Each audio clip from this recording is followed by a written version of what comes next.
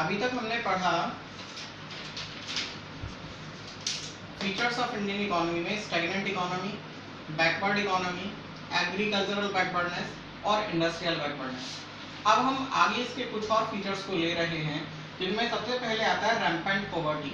देखिए, rampant poverty का मतलब होता है अ काइंड ऑफ कंडीशन जहां की आपका the peoples were not getting 2 square meals a day. मतलब एक ऐसी एक्सट्रीम कंडीशन हमारी पॉवर्टी की जहां की लोगों को 2 टाइम का खाना भी नहीं मिल पाता है। क्लियर?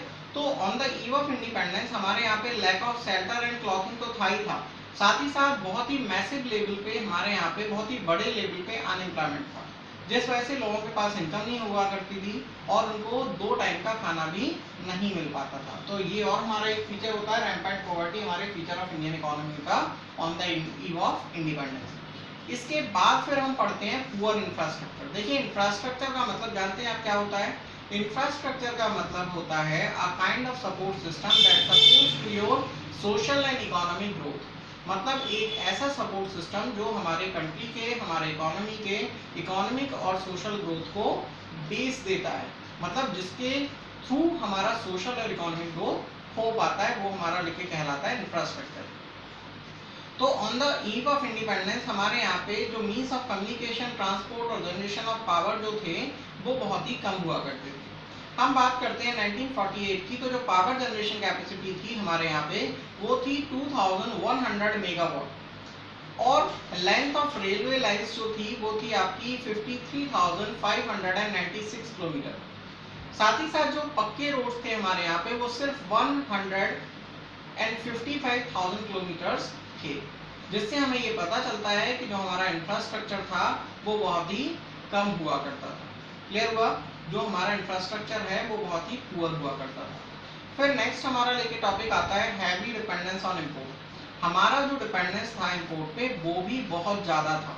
क्यों था? कि the country had to depend on the import from the machinery and the equipment of the production.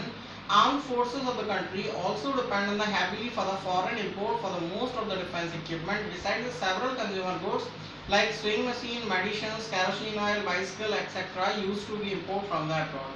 हम मोस्ट ऑफ, चाहे हम कैपिटल गुड्स की बात करें, चाहे हम डिफेंस गुड्स की बात करें, चाहे हम कंज्यूमर गुड्स की बात करें, सारी की सारी चीज़ों के लिए हमें डिपेंड होना पड़ता था फॉरेन के लिए, विदेशों से, और वहाँ से हम सारी चीज़ें इंपोर्ट किया करते थे। नेक्स्ट हमारा लेके पॉइंट आता है लिमिटेड अर्बनाइजेशन।